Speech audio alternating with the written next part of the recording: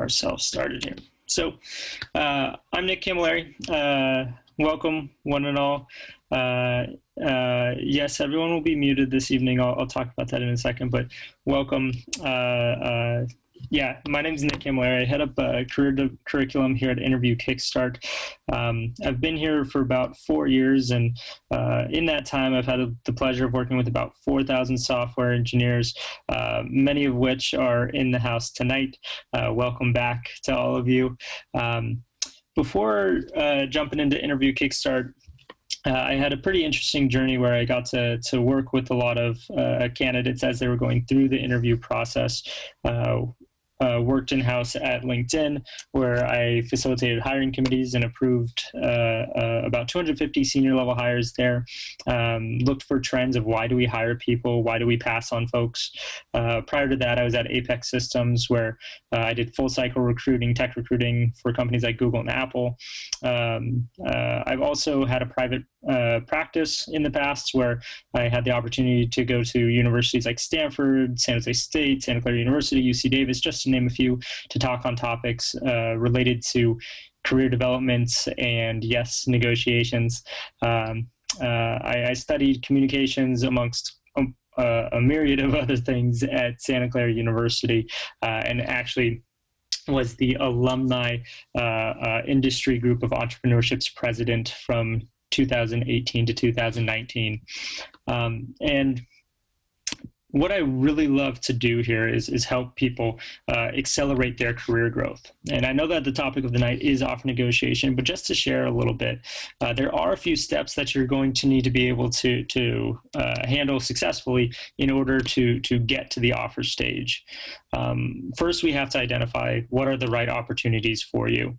If we don't understand, whether you're going after engineering management roles, IC roles, what kind of companies you're going after, it's going to be really difficult to assess if an offer is right for you, and what the value of that offer would be. From there, we have to actually get the interviews, and this is going to have a lot baked into it, but we'll need to understand how to sell ourselves throughout this process. That means having a strong LinkedIn and resume, understanding how to sell yourself during behavioral interviews, and how to avoid red flags. We'll also need to understand how to communicate with recruiters and hiring managers throughout the process to set ourselves up for a successful transition. And then finally, we can assess, is this the right move for me at this stage of my career, at this stage of my life, based on my priorities? And that's really what our careers curriculum is built to do. We walk you through every single step of a career transition, from identifying the right opportunities for you, to making sure you can get the interviews, to understanding how we can succeed in the interviews, and ultimately putting you in the right spot. Now, if we need any help, any preparation with those, you probably know our story, but just a few things to recap. Okay, we've been around for about 6 years. We've helped more than 4,000 students make successful transitions. We've seen more than 5,000 offers. Our typical average salary is about $250, but our records go all the way up to $800 grand a year. For anybody who saw our little posting for this event, our average salary bump is about 49%. So that should give you a sense of where you could be after preparing with Interview Kickstart. And the secret sauce is really there through our experts, right? We bring in experts that have been able to make the transitions that you're trying to make, that come from the top companies, so that they can help you identify the patterns that you'll need to know for the interviews. We create a system of support and structure to help you get there. And ultimately, we help people transition into the companies that you see on the right here. So if you want to get more information about our programs, we will have a webinar coming up. I'll share a little bit more of that later tonight. And we'll share a link to sign up for that later if you're interested, okay? But the agenda for tonight, the offer negotiation portion of the evening, okay? We're going to start by understanding our market value, okay? If we don't know what we're worth, how are we going to get what we're worth, okay? From there, we'll discuss creating leverage, All right. We'll talk about the negotiation itself, and then we'll end with some Q&A. Now, a few quick things here. Please post your questions for the Q&A using the Q&A feature, okay? If you see a question that's similar to your own, please upvote it rather than adding an additional question. Just upvote the previous question. And we'll only be covering questions related to offer negotiations specifically this evening. Questions about the IK program, about the IK, or about IK and our programs will be discussed further in future webinars, okay? So without further ado, let's get into it and talk about why it's important to negotiate, okay? I want everybody to take a look here at the information that we have. Okay, we're gonna run a little bit of a poll later. Okay, but I want you to look at this data here and see and just try to soak in what you see. Now I'll share some of the insights that I see. Okay, all of these offers are from Apple. Okay. All of these offers were in the Bay Area, or are in the Bay Area, okay, California, Bay Area. They all came within the last few months, okay, July till now. They're all at the ICT 4 level. But yet, when we look at the compensation, something's a little bit different here, right? We see offers as low as 260, 280. We see offers as high as 425, 369, 370. Now, why are some folks that are doing the same work in the same location making 100 grand plus what their colleagues are making? Again, to do the same work in the same location, okay? The first poll that I want to discuss this evening is what influences your rate? What influences the offer? Good question here as well, the ICT4. This is just a leveling, right? Basically means it's above entry level, but not quite a senior level developer, okay? So, can we put this poll out here? What influences your rate? Let's take a vote quickly.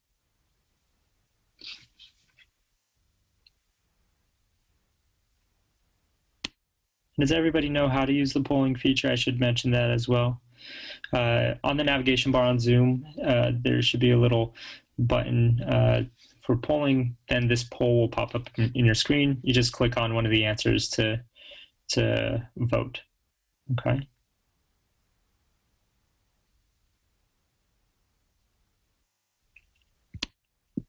All right. Are the votes coming in here? No stuff's on the chat.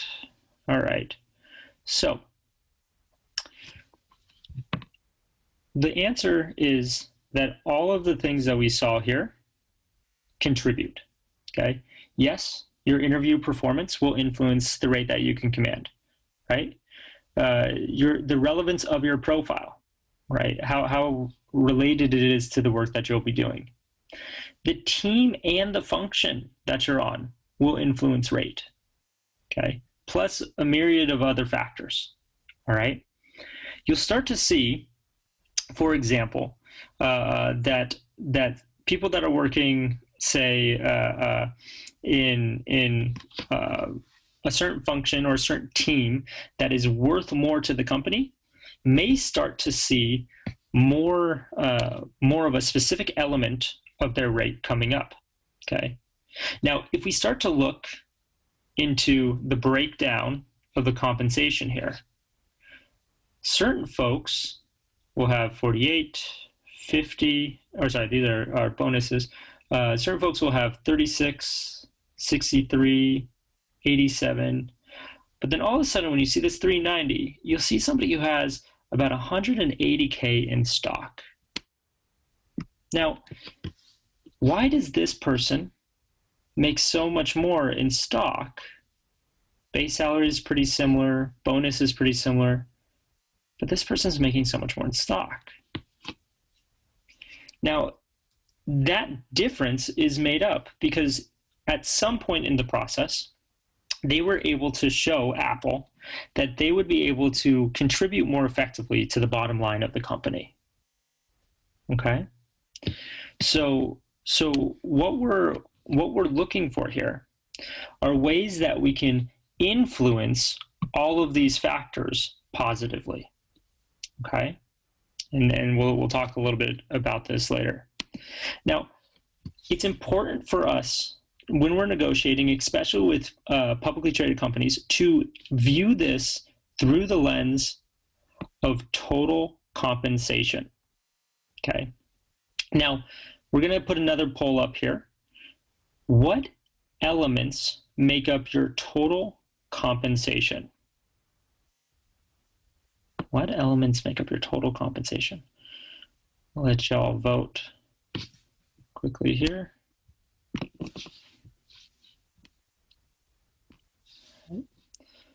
Give that about 5 more seconds to get your votes in. What elements make up your total compensation? All right, survey says. So we had base salary, stock, and then the majority of us said all of the above. Yes, correct. Okay, your total compensation is your base salary, which is essentially what you will make guaranteed. Okay, this is where they say we'll give you 190K in terms of your base. That money will come in installments every month or bi-monthly into your bank or through a paycheck. Okay, your stock is generally vested. Right, this would be something that a company promises to give you in the future, and they're either RSUs or stock options, right? Depending on the way the company's set up. Okay, and then your bonus structure, and this is generally performance based or some sort of percentage of your base salary they'll give to you if you meet certain team goals or certain individual goals. And that bonus is generally fixed, but they can also give on top of that a sign-on bonus if they need to sweeten the deal here or there. Okay. Now, the reason why we want to negotiate from a point of total compensation at a publicly traded company is because it creates the most flexibility for the company to give you a higher value. Okay, if you stick around for the total vesting cycle for your stock, if you stick around towards the end of your year to be able to get your bonus structure set up, or to earn your bonus rather, then you'll be in a position where you'll be able to pull all that money, and that'll be your take home at the end of the year. Okay. If we say, I want you to up my base, as an example, it's really easy for the recruiter or the hiring manager, the compensation team to just say, at your level, we can't go any higher than that. If we try to negotiate for bonus, it's really easy for them to say, sorry, this is a blanket policy. Everyone at your level will continue to get this bonus. Okay, everyone's on the same bonus structure.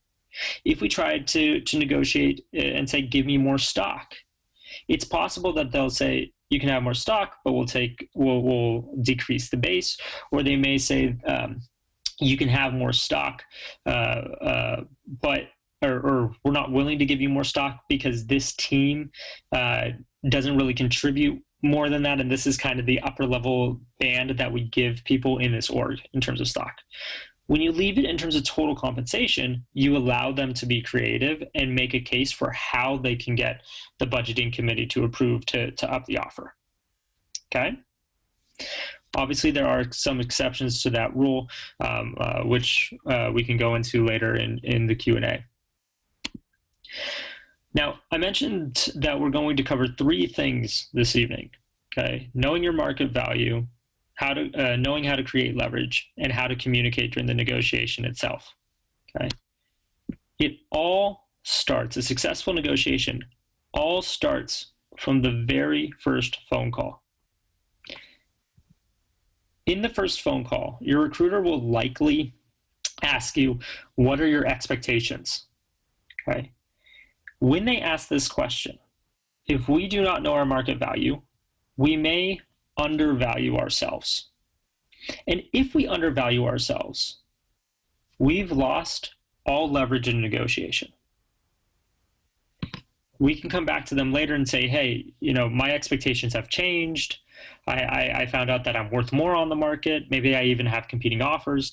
And they could always come back to say, well, when I asked you originally, you said that you would accept an offer if we met a certain expectation, right? So we need to know our market value from the beginning and set proper expectations. Okay. It all starts with research. Now, these are two resources that I highly recommend: levels.fyi and LinkedIn salaries. The data sheet that I showed you from all those offers at Apple, that's levels.fyi. Okay, LinkedIn salaries, there's data available to non-premium members, and then more granular data available to premium members as well. But between these sites, and there are many more, these are just my 2 favorite. Between these sites and others, you should be looking to collect many data points to identify your target range.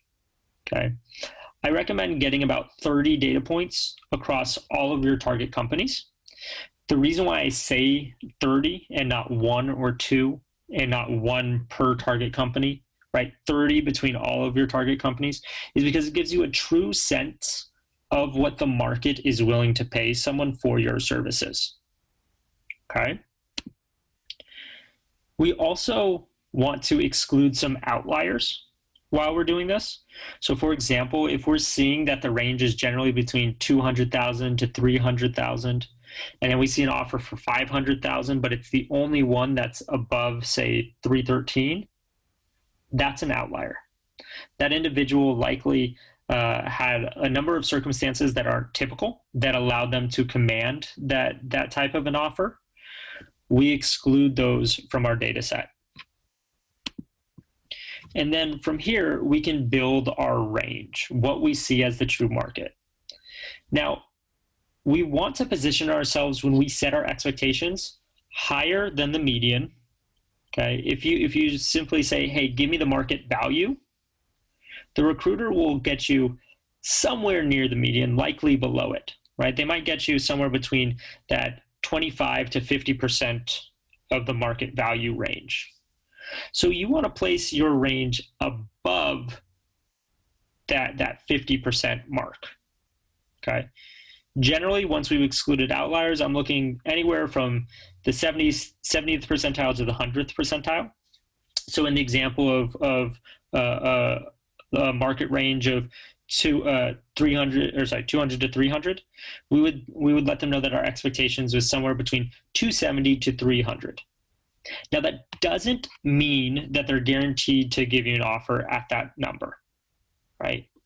But if just one company decides to play the game, just one decides to get you into that 70th percentile, then they all have to make a decision of whether or not they want to compete.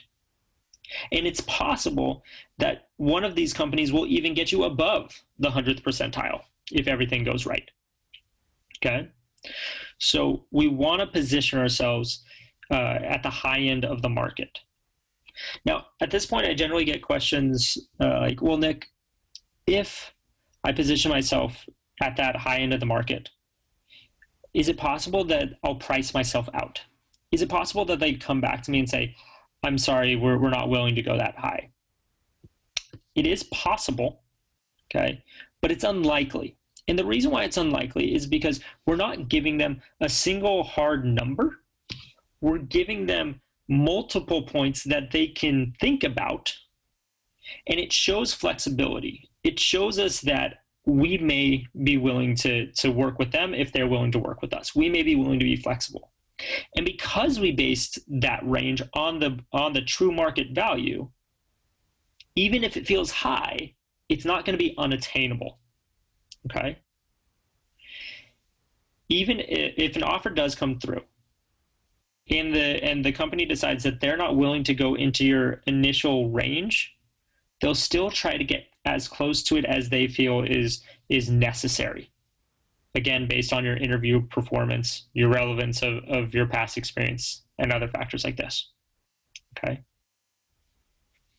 Now, I want to do a quick quiz and see what you all would do here. Okay, so we're going to do another one of these polls. A recruiter reaches out to you, and you don't know your market value. You haven't done your research yet. Now, do you reschedule or schedule the call for after you've done your research? Do you give them your current salary and what you'd like to make? Or do you give yourself a 20% raise from what you're currently making and call it a day? Let's check out that poll, see who's paying attention here.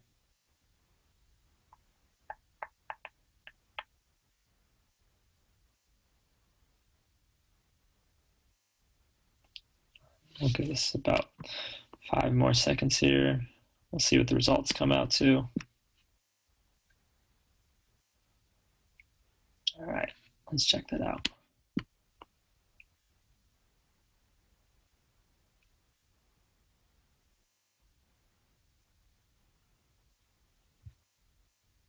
Let's see the results of the poll there. All right, reschedule or schedule the call for a later date. Absolutely, right? So one thing that's really important to us here at IK, okay, that maybe make us a little bit different from, say, a video-only course or a book, okay? We're all about inspiring action here, okay? This is your first action item for the night. As soon as this session is done, we should all go identify what companies we might be interested in and start to do our research. Know your market value. It doesn't help to just listen and say, okay, I know what to do. No, go out and do it, right? And this way, as soon as we're starting to go into our interviews, we know how to handle our situation. We don't have to wait for recruiters to start reaching out for us to do that research, okay? Yeah, so the answer there again was to reschedule, okay, and make sure that you get your research done. Really easy way to do this. Just let the recruiter know, hey, I'm really interested in the opportunity. I'm curious, what role or level are you considering me for? That way we get that little data point, right? They'll say, oh, well, based on your profile, I think we could be at kind of a senior level, right? Perfect. Sweet. I'm not available right now, but let's put something on the calendar for, say, Friday. And then between now and Friday, do your research, okay? We don't want to give them our current salary. Simple answer. If we haven't done a negotiation in the past, if we haven't done it successfully, we're probably under market value, okay? And if we just put it out what we'd like to make, well, maybe what we'd like to make is actually still at that 50th percentile or less, or what we'd like to make is actually unrealistic. And then we are pricing ourselves out, right? The 20% raise, you might be 30%, 40% under market currently. In extreme cases, I've seen people making less than 100K where their colleagues are making more than 200K. If you ask for a 20% raise at that point, you're still going to be under market. Do your research, okay? All right. So we're going to create some leverage here, okay? But what is leverage, okay? So I want you to think about a situation here. Maybe we have some parents in the house, okay? If you want your kid to finish their veggies, you'll give them dessert, right? They say, I don't want to finish my veggies. You say, finish the veggies, I'll give you some ice cream. Okay, seems like a fair deal, right? Now, your spouse comes in and gives them some cookies. Does the kid really need to finish their veggies in order to get dessert? Probably not. Right? They could just say, I don't want the ice cream. I'll take the cookies. No broccoli for me. So, how do we get them to finish the broccoli? Well, we offer them their favorite ice cream. We say, okay, here's the deal. Don't eat those cookies.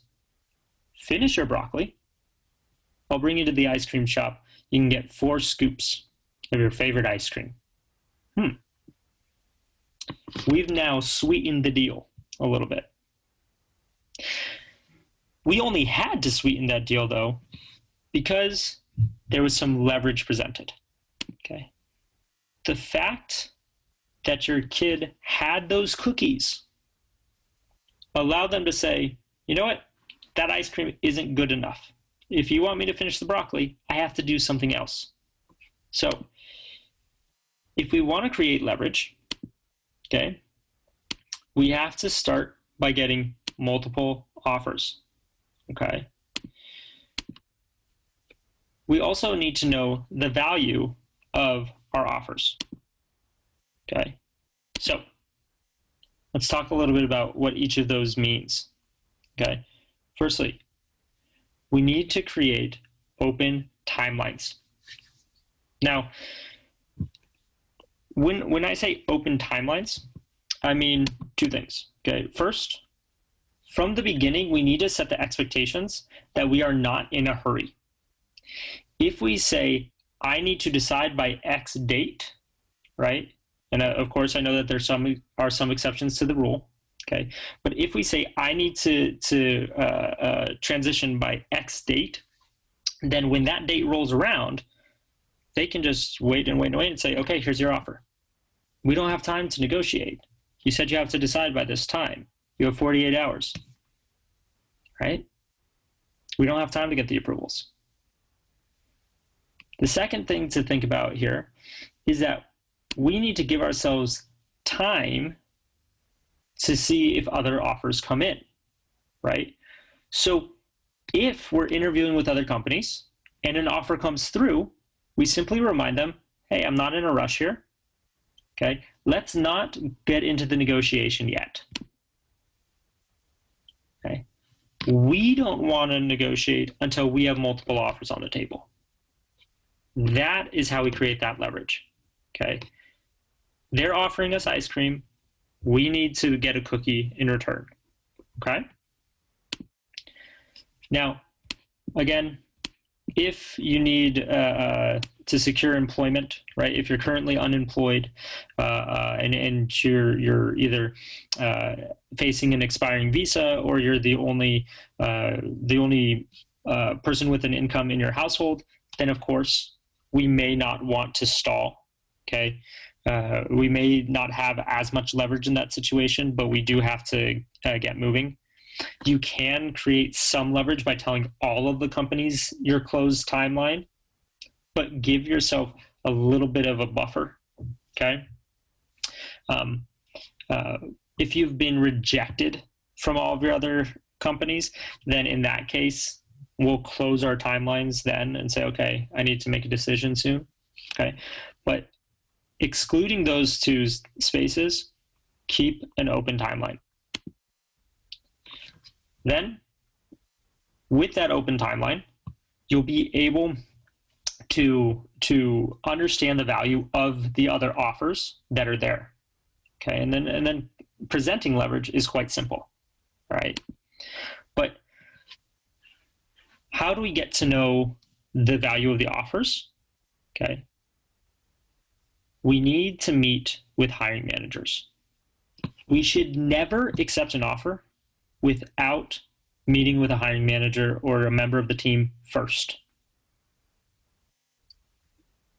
The reason why I say this is because we don't want you to be in the same position 6 months from now where you're saying, this opportunity is not the right fit for me, okay? Most people will leave a company either because they're not on the right team they're not working with the right managers, or there's some sort of a culture misfit, right? Misfit of expectations around what you should be contributing on a day-to-day basis. Meet with a hiring manager, understand, assess, choose the opportunity rather than simply accepting it because of a name on a building. Okay, not all teams are created equal.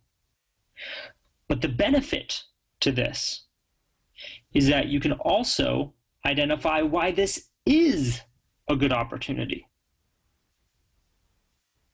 Being able to identify why this is a good opportunity allows you to share with a competing company why their offer isn't good enough. And that doesn't always have to be financial. In fact, at this point in the process, we don't have the numbers yet. All we're doing is trying to understand the team, understand the opportunity, so that when we get into that negotiation, we can instill a little bit of fear, irrespective of the financial components. Okay? So,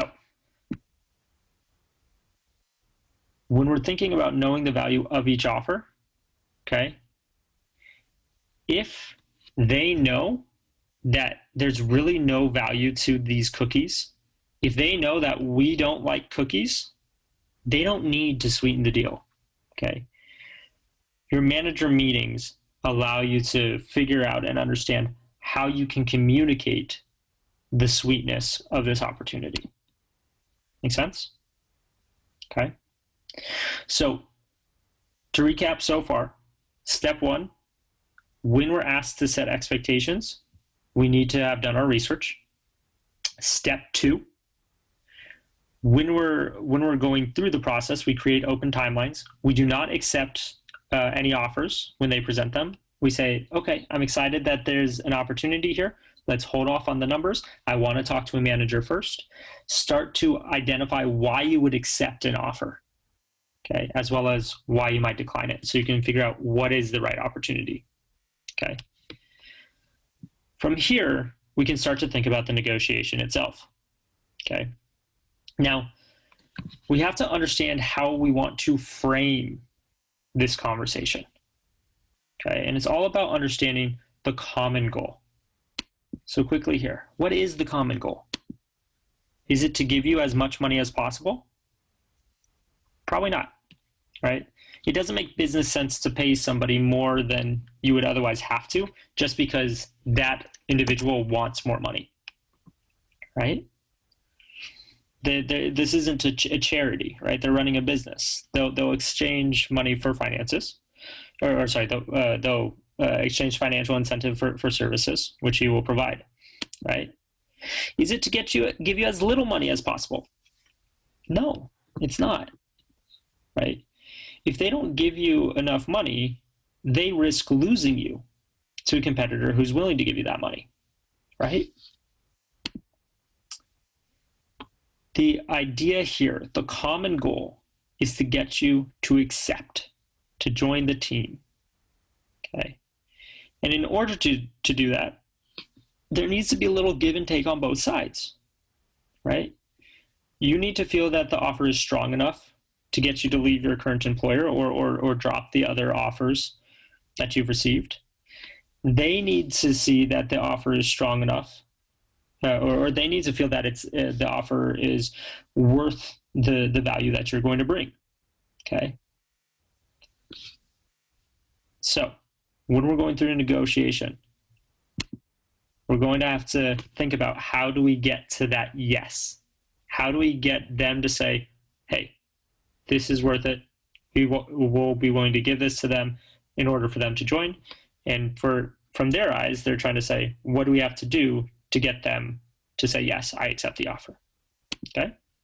So how do we get that money, okay? There are 4 steps to getting to that yes, okay? The first one is to separate the problem from the person, okay? The recruiter, the hiring manager, they are not your enemy. They are your teammate. You have the same goal, okay? If you feel that the offer isn't good enough, don't get mad at them. It's okay. We need to create safety, right? When people feel safe, they are much more willing to work with you on the team. If they feel that it's combative, they're likely to respond in a combative way, dig in their heels and say, look, this is the offer, take it or leave it, okay? So create that safety. Once we've done that, we need to focus on that shared interest. Provide data to let them know how we can achieve this common goal. Okay? Well, you want me to eat the ice cream? I have these cookies. Is there something else that we can do here? Right? You know that I like cookies. This is why I like cookies. This is the type of ice cream I would like instead. Right? We have to provide that data to achieve that goal. From there, we present variability. Work together. Be flexible. Okay? Finally, we'll agree based on objective criteria. Okay, and this objective criteria will be what was created through your leverage. All right? So, and I see quite a few questions coming in the Q&A. We'll be there pretty shortly here, okay? So when we get into the negotiation itself, our framing should be to negotiate with carrots, not sticks. Now, what do we mean by that? Okay. If you've ever heard this phrase, you'll make more friends with carrots rather than sticks. It's basically saying, give them an incentive. Don't try to intimidate them, right? If you give them an incentive, they'll likely go with you. They'll likely be your friend. If you try to intimidate them, they'll be resistant. They'll back off. Okay. So I like this analogy because it also gives a visual here, right? In that, if you're serving carrots, many people don't like them all that much. So we have to start by buttering them up. Okay. To start your negotiation, you're talking to the recruiter, create safety, compliment them, butter them up, right? This doesn't have to be exaggerated, but something simple, right? Hey, you guys have done a great job in this process. I've learned a lot, and I could see myself being here. I want to be working with people like you. I want to be working towards this mission. You don't have to share all of that, but just a little bit, okay? Once you've successfully buttered them up, dangle the carrot. I think we're close here. Notice that language. I think we're close here. That means the deal is not done. Okay. What you're doing is you're creating the same instinct, the same trigger that you'll see if you take a remote away from a friend or a spouse that fell asleep in front of the TV, right? If you take the remote away, what are they going to do? They're going to wake up. Hey, I was watching that. Were they? Now that they don't have it, they want it more. I think we're close. You don't have me yet, but I'm willing to work with you, right? Here's the data. This is what else is going on in my situation that's preventing me from accepting. Okay. Then be flexible, work together. Okay. Now I know this isn't necessarily a carrot, but bunnies, turtles, they both like carrots. They're cute. They're working together. Okay. Then finally, we'll give them the carrot, right? Based on an objective agreement, based on what you're seeing in your with the leverage that you've created. Okay. So here's a simple script that you can all follow. Okay. To create safety. I appreciate this offer, and I'm excited because you've done a great job. The mission seems great. The team seems great. Boom. Simple. Done. Check. Shared interest. Present our leverage. I think we're close, but I'm currently being considered for roles at companies X, Y, and Z. I'm interested in these roles because of this team, this opportunity to lead this large group, this opportunity to start an initiative from scratch. And the range that I'm seeing, what I'm being considered for, is between this number and this number. Now, the reason why I'm using this language, what I'm being considered for, is because I'm not the one that's driving the hard bargain to say, I am worth this much, you need to pay me this much. No, this is what the value that others have placed upon me. And if you're not willing to comply with that, well, you're essentially saying that you don't value me as much as others value me. And you could see the value that I see in the offers beyond the money because I presented what I liked about them. I shared the data, right? So from here, present variability. What can we do? I'm not saying that, okay, I'm currently being considered between 270 and 300. Get to 290 and I'll accept. No, I'm just saying I'm between 270 and 290. This offer is at 250. I want to know what we can do. There's flexibility there. You're giving them the power to get creative, right? It makes them think harder about, okay, if we want them to accept, if we want to get them, meaning you, to yes, what do we, the employer, have to do? They have offers between 270 and 300. Maybe the best we can do is 280, but that's enough. Maybe we can't get up to 290. Or maybe we really like them and we want to blow them out of the water, right? Let's put an offer out there for 435. The offer that they can't refuse. We don't want to play these games with these other companies. Let's just put it all out there, max out the offer that we're willing to give them. That's how you get to those outlier numbers. Is it common for them to go higher than the range that you're being considered for? Not common, but possible.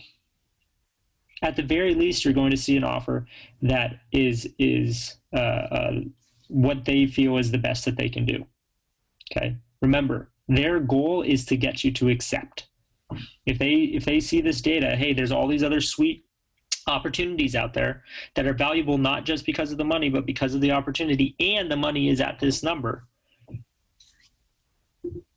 Let's see what we can do. I want you to accept here. I'm not going to lowball you. Make sense? Now, I put a note here that we should end the conversation here for the day. Okay? Simply, what can we do? Let them think about it. I'll have to check in for some approvals. Okay, great. Check in for the approvals. I need some time to think about this with my family. When you've come up with an answer, just send me an email. Right? Great. And I'll get back to you. Now, once we've had some time to let them think about it, to come back to you with a counter, okay? If it's not quite there, then we can say, okay, if you can get me to this number, I'll accept.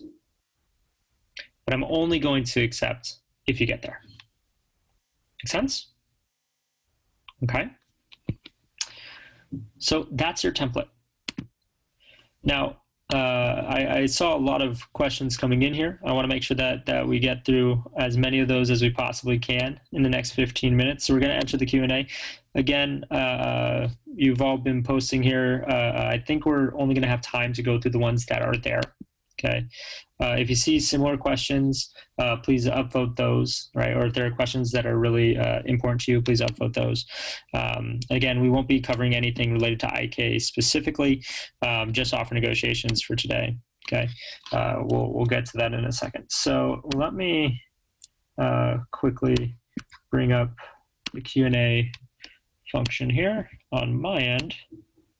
All right. So let's check this out here. Got it. So how to negotiate during COVID times when you don't have competitive offers. Now, in terms of how competitive the company will be, right? I want to put out a disclaimer there that in COVID, companies that are successful are continuing to hire, and many of them are still providing fairly competitive offers when they have to, right? Companies like Apple, Amazon, Google, Netflix, these companies are doing pretty well, right? Their business models aren't contingent on people moving around the world the way, say, an Airbnb, an Uber, or Lyft would be. So they're still hiring like they normally would, right? And if they see a candidate that has competing offers, they will still give competitive offers. So the same strategy applies here, okay? Is it okay to tell your current salary when asked to the recruiter? I'll flip this back to you guys, okay? My response here would be no, okay? You should not share your current salary you will not share your current salary with them, in that you're likely to be undervalued, or it's possible that you're undervalued. So I want you to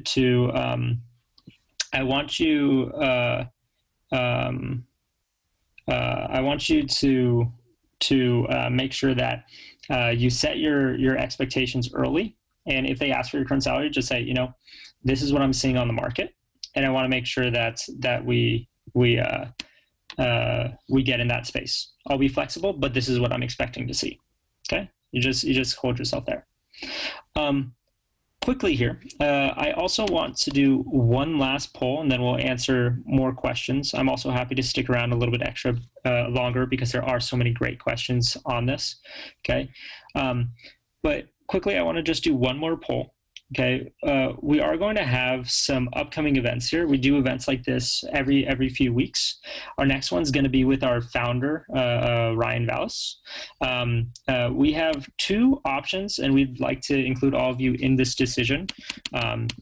The first option we have here is engineering landscape in a pre and post COVID world, and I think that may be an interesting topic given some of the questions we've already seen.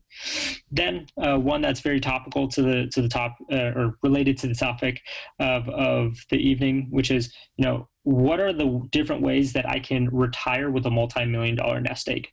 Okay, so we just want to put this poll out there and make sure that we hear from each of you, and that we're having more events that would be valuable for you.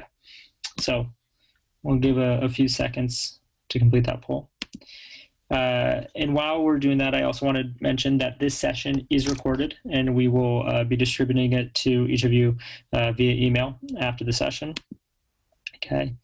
And if you're interested in future events with us, okay, feel free to follow us on Facebook, /Interview Kickstart, LinkedIn, Twitter, okay, and you'll learn much more about events like these in the future. Okay, you can also sign up for our webinars at interviewkickstart.com to learn more about the programs that we offer to help you get more interviews, to help you ace those interviews, and ultimately be able to get through our negotiations successfully. So let's keep this party rolling for a second. Okay, great question from an alumni here, right?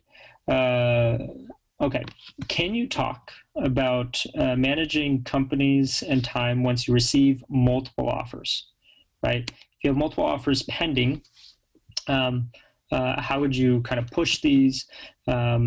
At the same time, let's say you're waiting for others to come through, right? They haven't come through. Maybe some are trying to give ask you to push faster. Okay, this all comes down to having your open timelines from the beginning. Okay, let them know I'm not going to make a decision right away. Okay, I'm going to want to talk to some hiring managers. I'm going to be talking to a bunch of companies, right? That way, once the offers come through, you've given them the expectation that you're not going to comply with an exploding offer. Okay, that's the first thing. The second thing, again, is that you want to make sure that you make sure that you're not going into the negotiation right away, which again is why we hold off on the numbers. Okay, I appreciate the offer. I'm excited about it. I need to talk to some people before I make that decision. This is a business decision for me. This is a career decision for me. Okay. That is going to take precedence before I accept anything. Then take your time. Make sure that you schedule those a little bit out, right? Don't schedule it for tomorrow. Schedule it for a few, maybe next week. And then go back to your other companies that are still pending, that are slowing down, and saying, hey, I have a competing offer. Let's get this party rocking. Cool. All right. How do you negotiate with a startup that only does base and sign on? Okay. So if they don't do any sort of stock or equity, right? No RSUs, residual stock units. Then what we're going to want to do is essentially hold them to what market value would be, right? You have to think of, at least in terms of base and bonus, if we take the stock out of other companies. But joining a startup is somewhat like an investment, right? It's kind of like investing in your education. They may not be making as much money as a big company, and therefore may not be able to pay out as much.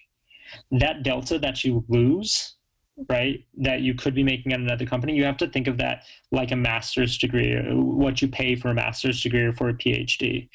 You have to say, okay, the delta here is 50 grand a year. Do I feel the experience that I'm going to get is going to position me to be more valuable on the market after I'm done, right? Is it going to be enough for me to get the return on the investment? Okay. If it's not, and finances are important to you, then I wouldn't join that startup, right? If they're not going to give any stock or equity. What the stock or equity is there for is to help them have this carrot, so to speak, to say, okay, here's your bonus at the end of at the end of the process. Assuming we exit, we'll make it that it was worth your while. You're ultimately going to make more money than you would have made by joining that other company. So if they're not going to get that, I would say they should be as close to your market value as possible, unless that delta is worth your time. Okay. All right.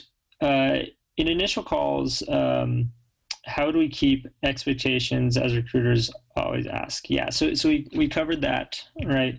You do your research. You put yourself in that range of what you see as the market value. Okay, the top end of that market value.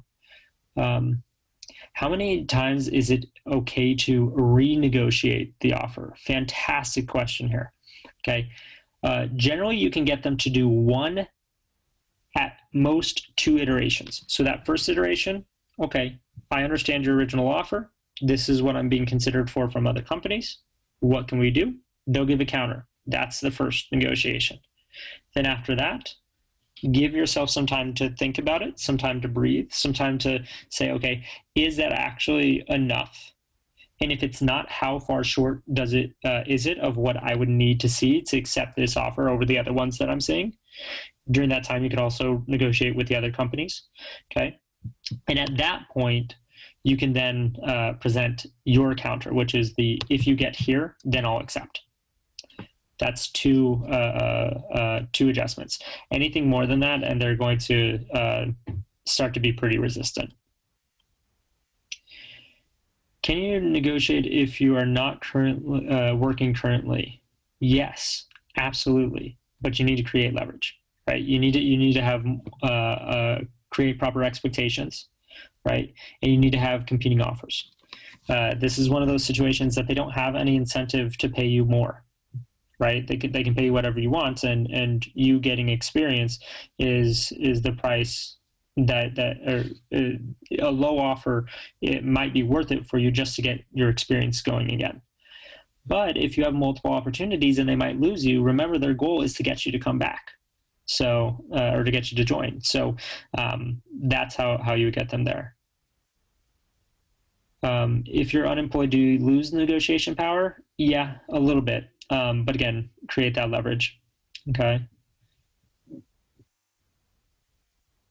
So how to negotiate if the opposing party is playing a hardball and unwilling to budge?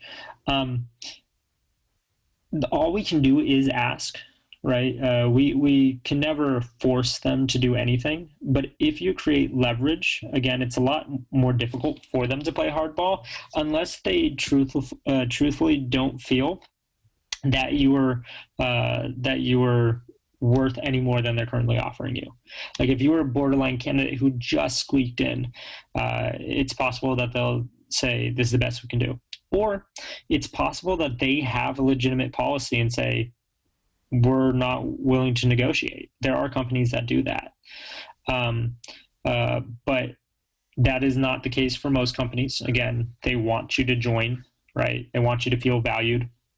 So I would, again, separate the negotiation problem from the person and simply let them know, all right, this isn't going to be, isn't going to be enticing to me. I have these other opportunities in play. I really want to be here, but we have to figure something out. All right.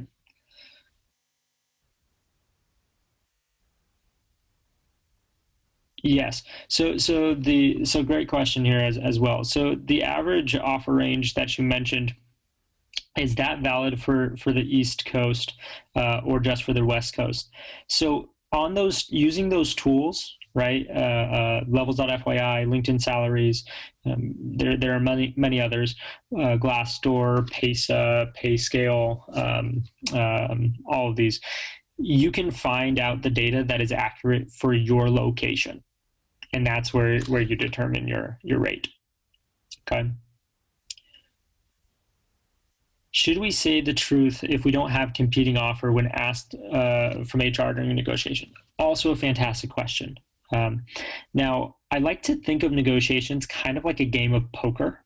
Okay, if anyone's ever played poker, you never want to show your cards. If you show your cards, it's very easy for the other players at the table to say, I'm already beating you, so I don't need to sweeten the pot at all. Like I don't have to bet anything more. I'll just take whatever you've already bet, and that's fine, right? So I wouldn't tell them if you don't have any other competing offers. I wouldn't volunteer that, right? Instead, if you get to a point where you don't have any competing offers, what I would do is I would let them know that right now you consider them to be your top choice and you're willing to get the deal done and pass up all the other opportunities that could be out there, right? To not continue any other interview processes. But this is what we have to do to get the deal done, right? You don't have as much leverage there. The only leverage you have at that point is the expectations that you set from the beginning. And if you're willing to be flexible with that and not ask them to get to the 100% mark, if you ask them to say get to the 60% mark or the 65 or the 70, it's possible that they'll get closer to it. In which case, that's a win, because you got them, which would in this case be your only offer. You got them to go higher than they otherwise would have, right? So that's how I'd handle that situation. Would I recommend Blind as a salary negotiation app? No, I would not. And the reason for this is because it's an anonymity app, right? Everyone there is anonymous. And what tends to happen with anonymous forums is people will act on polls, right? Will act in extremes. They'll either post things because they're really upset, right? Because they feel that they're undervalued, or they'll be on there because they want to feel like a celebrity, they want to feel good about themselves, and they want to brag, and they feel really happy, right? So it's unlikely that you'll get as true a view of the market when you're looking at these types of anonymous postings on something like Blind. Instead, I would look for crowdsourced platforms like Levels, like LinkedIn Salaries, that have a broader data set than just whoever's on there at that time, or the few people that are contributing to that forum. Okay, let's take about 4 or 5 more here. These are really good questions. I'll get through a few more of these just for bonus for everyone sticking around. Appreciate that. But if you're interested in more advice around this stuff, again, we publish content, and you're more than welcome to check out our courses. We do have career skills courses where we go much deeper into things like offer negotiations. Okay. Okay, what if I get an offer and my current company starts negotiating to keep me? How can I handle this negotiation if I want to stay but want a better role or a better package? So this is actually the ideal situation. If you want to stay there and you have a competing offer, you can be very, very straightforward with them and let them know, look, I want to be there. And you've built a relationship. You can communicate, these are the things I want out of my career. These are the things that are going on in my life and the goals that I have. And yes, you have the leverage from the other company, and you should communicate what that offer looks like, right? And why that's of value, and why that's going to allow you to get closer to the career, the lifestyle that you want. But assuming you've worked well with the company, assuming that you're valued there, they're going to want to retain you. And that doesn't mean that they're necessarily going to give you everything that you ask for or that you want, but at least you have that prior relationship to where they can say, okay, is that something that's feasible for us? And in most cases, if you have a good relationship with them, they'll say, yeah, let's see what we can do, right? Now, if they're unable to make those concessions, and the other competing offer is just better at this stage in your career, this stage in your life, financially, it's something you have to consider. And this is one of the most common questions that we see when we're working with our students on offer negotiations and career transitions is, what do I do if I actually like my job as well? Or what if I like multiple offers? How do I start to think about which one is the best opportunity? How do I handle that conversation when it gets a little bit more nuanced? And to be honest, that's one of my favorite conversations that we get to have with our students, because those are the conversations that can change lives, change careers. So very cool. All right.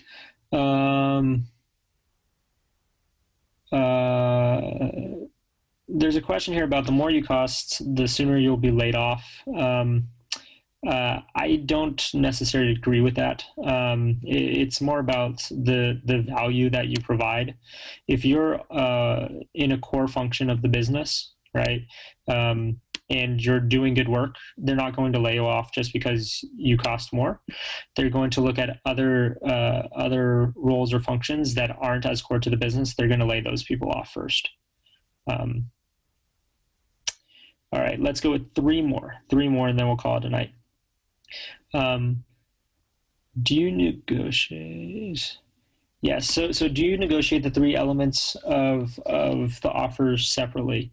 No. Okay. To go back to our point earlier, you negotiate based on total compensation. Okay. Again, if you negotiate each of those elements separately, they can start to say, I'm sorry, we have a policy against that, or I'm sorry, given the work that you're doing here, we're not able to get to that number in any of the three elements. Let them figure it out. Give them the flexibility. The only exception to this rule is if you have a certain financial goal, if you have something big that's coming up for you in the near future. Let's say you're planning to buy a house, you're planning for a wedding, you're planning for a family, and you value cash over stock or equity at that time, then you can present to them to say, I'd like the base to be up more, but they'll likely come down in stock in that aspect. Okay. All right, two more. Do stock options end after 4 years? Are stocks only awarded after 4 years? Without stock, the salary will decrease after 4 years. Great question here, Sakar. This does somewhat have to do with the policies around the company and how they frame the offer, how the language in the offer itself. The most common way to break it down is that you'll get 25% after the first year. Then you'll get 1/36th of the remaining stock every month from that point forward. Right, for the next 3 years, every month you vest a little bit more of the stock. Then on top of that, there are refreshers. So if you get promotions, if your team consistently hits goals, if you transition to a team that's of more value, if you're consistently doing well, the company can opt to give you more options. So that's how that kind of works. And generally, at the end of the 4 years, while you're in your annual review cycles, you can negotiate for additional stock as well. And you should, every year when you're in your annual review, when they're talking about bonuses and stuff like this, you should consider having a mini negotiation as well. Okay. All right. Last question.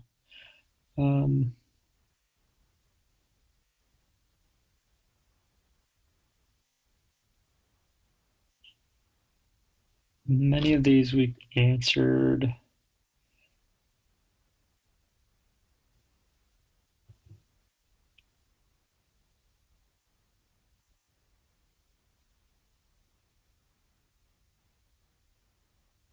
Actually, looks like many of these are pretty similar to things that we've already answered here.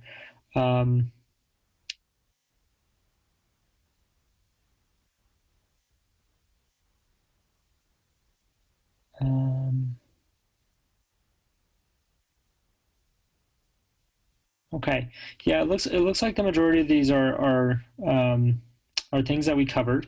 So that'll wrap it up for this evening. I do appreciate everybody sticking around and great questions by this group. Again, if you're interested in learning more about our programs, we'll be having webinars, free webinars to answer questions around that specifically. If you're interested in more of these events, please do follow us on social media, and we'll get from there. Okay, I saw one more come in that we haven't answered. How do we ask for a sign-on bonus? Okay, here's your bonus question. The sign-on bonus, okay? If you have competing offers and they haven't come up enough, that's one aspect where you can just say, can we just put a little bit of a sign-on bonus on that to make up some of that delta? That'll only be worth money for this year. Then your salary will go down to what the original offer was. Or if you're going to lose money by not sticking around with your company for the rest of the year.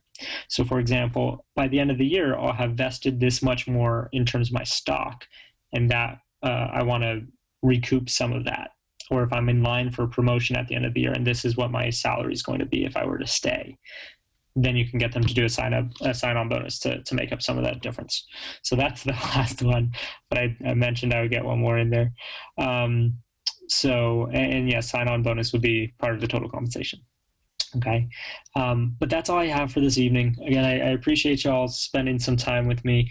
I hope that this was valuable for you, as it's been for many of our alumni in the past. Okay, again, if you're interested in learning more about any of our programs, we'll have workshops on those. We do offer, again, classes around the career transitions, around coding and algorithms, system design, a master class that brings that all in there so that you're ready to go across the board. I look forward to seeing you all there, and for all of the alumni in the house, appreciate seeing you all again. We'll be talking soon, I'm sure. Have a beautiful rest of your evening, okay? Have a good night. Thank you.